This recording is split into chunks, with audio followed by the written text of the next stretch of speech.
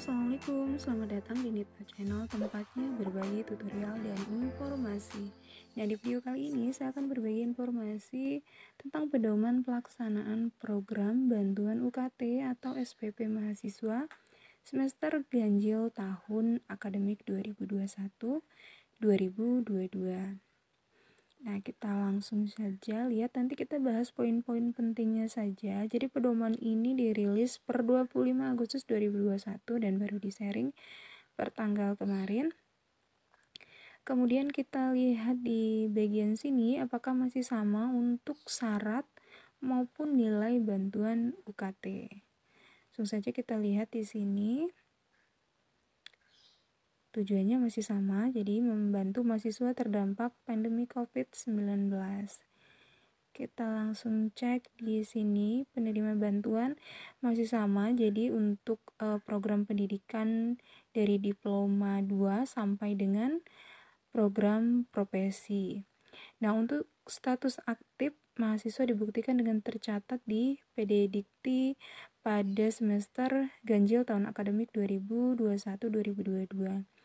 Nah, kalian bisa cek di video saya sebelumnya, ada cara mengecek apakah kalian terdaftar di sistem PD Dikti. Nah, nanti kalian bisa cek di sana apakah status kalian aktif atau tidaknya di sistem tersebut. Kemudian, syarat penerima bantuan UKT atau SPP mahasiswa. Jadi, di sini syaratnya hampir sama. Jadi, mahasiswa yang orang tua atau penanggung biaya kuliah mengalami kendala finansial karena pandemi COVID-19 dan tidak sanggup membayar UKT atau SPP semester ganjil tahun akademik 2021-2022. Nah, ketentuannya sebagai berikut. Jadi, mahasiswa yang sudah menerima bantuan UKT pada semester sebelumnya dan masih memenuhi syarat dan kelayakan penerima bantuan. Jadi bagi kalian yang sudah semester lalu yang sudah dapat, masih bisa diajukan kembali. Kemudian mahasiswa yang mengalami kendala finansial karena terdampak COVID dan tidak sanggup membayar UKT. Mahasiswa yang memiliki besaran biaya UKT 1 dan UKT 2, ini khusus di perguruan tinggi negeri. Nah, UKT 1 adalah UKT yang besarannya maksimal 500.000, sedangkan UKT 2 besarannya antara 500.000 sampai 2 juta. Kemudian mahasiswa yang berasal dari daerah khusus dan sedang melaksanakan pendidikan tinggi di PTN maupun PTS. Jadi daerah khusus ini biasa daerah 3T. Jadi kemudian mahasiswa yang berasal dari daerah yang terdampak langsung bencana alam, mahasiswa dari keluarga peserta program PKH, kemudian keluarga pemegang kartu keluarga sejahtera, mahasiswa dari panti sosial atau panti asuhan, atau mahasiswa dari keluarga dengan pendapatan kotor gabungan orang tua atau wali maksimal 4 juta, atau jika dibagi jumlah anggota keluarga maksimal 750.000. Kemudian mahasiswa tidak sedang dibiayai oleh program beasiswa lainnya yang membiayai UKT. Jadi kalian tidak tercatat di perguruan tinggi sebagai penerima KIP kuliah atau bidik misi lanjutan ongoing. Kemudian tidak sedang menerima beasiswa lain, baik itu dari APBN atau APBD atau swasta yang telah membiayai UKT atau SPP secara penuh maupun sebagian. Mahasiswa aktif yang tercatat di PD Dikti, nah yang seperti dibahas di awal tadi, jadi kalian dapat diajukan jika mahasiswa aktif dengan prioritas yaitu dari semester 3 sampai dengan semester 9. Kemudian perguruan tinggi harus melengkapi data NIM dan NIK mahasiswa pada saat pengusulan. Nah, ini tugas dari pengelola PD Dikti. Kemudian syarat dan ketentuan lain yang perlu diperhatikan. Jadi perguruan tinggi diberikan kewenangan untuk menentukan penerima bantuan UKT atau SPP semester ganjil dan melakukan perekrutan penerima bantuan. Nah, ini diserahkan lagi kebijakan di perguruan tinggi masing-masing. Kemudian perguruan tinggi harus terlebih dahulu melakukan relaksasi keringanan besaran UKT. Karena memang dari bulan sebelumnya untuk biaya UKT semester ganjil ini sudah ada tagihannya, jadi perguruan tinggi memang terlebih dahulu melakukan relaksasi keringanan. Kemudian besaran UKT yang sudah direlaksasi nanti dapat diajukan sebagai besaran UKT penerima bantuan UKT. Jadi jika nilai besaran UKT masih lebih besar dari batas maksimal 2,4, perguruan tinggi bisa mengeluarkan kebijakan dengan mempertimbangkan kondisi kemampuan ekonomi mahasiswa serta keramahan sosial. Selanjutnya, LLDikti sebagai kepanjangan tangan dari Kemendikbudristek yang melaksanakan koordinasi dalam pengawasan, pengendalian, pembinaan PTS, harus melakukan distribusi bantuan UKT atau SPP secara proporsional dan wajar bagi PTS. Jadi nanti pembagian kuota penetapan mahasiswa ini ditentukan di LLDikti masing-masing. Selanjutnya, mahasiswa membuat surat pernyataan bahwa orang tua atau wali atau penanggung biaya kuliah mengalami kendala finansial karena terdampak pandemi COVID. Nah, ini syaratnya masih sama.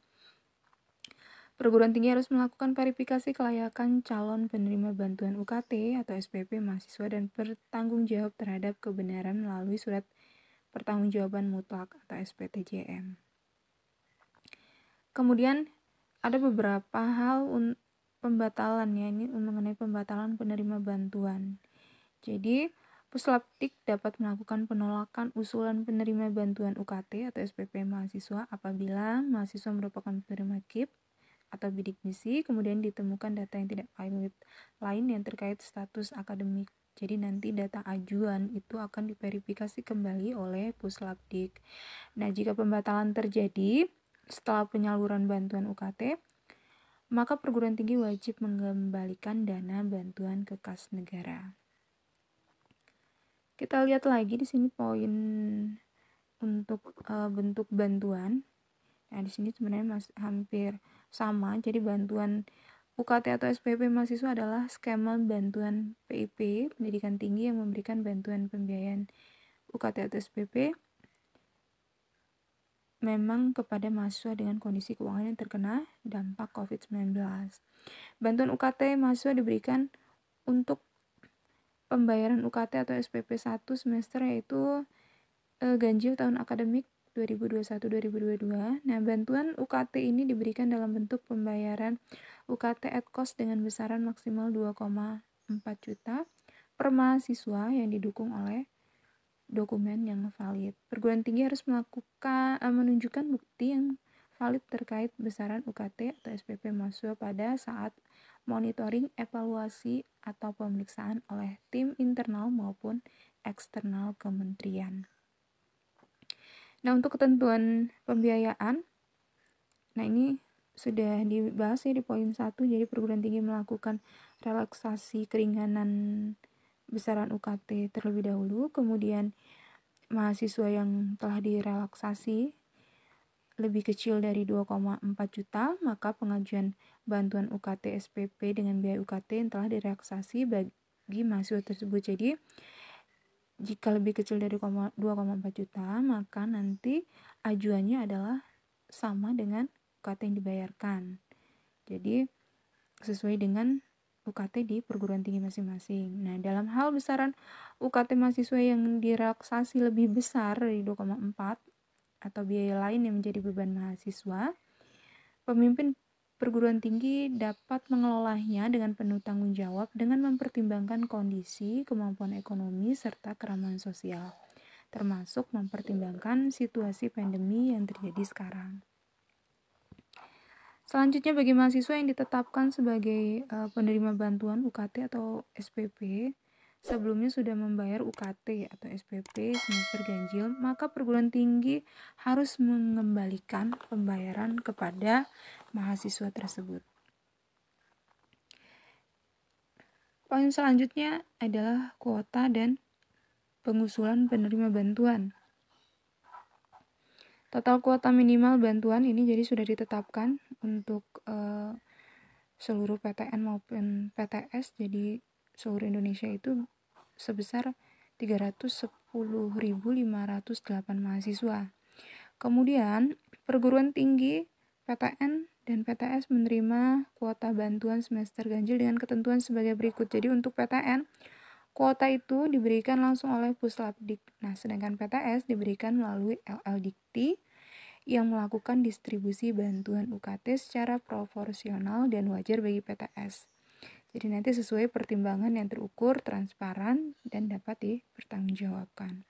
PTN dan PTS juga dapat menerima tambahan kuota bantuan yang dialokasikan melalui jalur aspirasi masyarakat dan pemangku. Nah, kita cek lagi di sini. Jika perguruan tinggi masih terdapat sisa dana setelah mengusulkan seluruh penerima bantuan sesuai kuota yang dibagikan, maka sisa dana dapat digunakan untuk menambah sasaran atau jumlah mahasiswa penerima bantuan UKT atau SPP di semester ganjil. Kemudian jika tidak digunakan, maka sisa dari total kuota penerima atau total dana dikembalikan ke Puslapdik untuk PTN dan LL Dikti untuk PTS melalui surat yang ditandatangani oleh pimpinan perguruan tinggi. Selanjutnya, Puslapdik atau LL Dikti selanjutnya mendistribusikan kuota penerima bantuan. Kemudian kita lihat di sini selanjutnya penetapan penerima bantuan. Kepala Puslapdik melakukan penetapan mahasiswa penerima bantuan. Ini sama ya, tadi sudah dibahas di bagian atas. Kita lihat untuk penyaluran. Nah, nanti PTN dan LL Dikti ini menyampaikan usulan daftar nama mahasiswa itu melalui laman KIP kuliah. Kemudian setelah menerima usulan daftar nama mahasiswa penerima, Puslapdik melaksanakan validasi. Nah, ini adalah tugas dari perguruan tinggi di proses di bagian sini. Oke, kita lewati saja ya untuk bagian dari penyaluran. Ini tugas dari perguruan tinggi. Kemudian nanti jadwal pelaksanaan. Nah, untuk jadwal pelaksanaan dan penyaluran bantuan akan diberikan melalui surat kepada PTN dan LL Dikti. Jadi memang untuk jadwal pelaksanaannya surat resminya belum ada. Jadi memang sangat disayangkan jika kemarin ada mahasiswa dari perguruan tinggi lain tidak bisa mendaftar lagi, sedangkan jadwal dari pusat pun sampai per hari ini belum ada.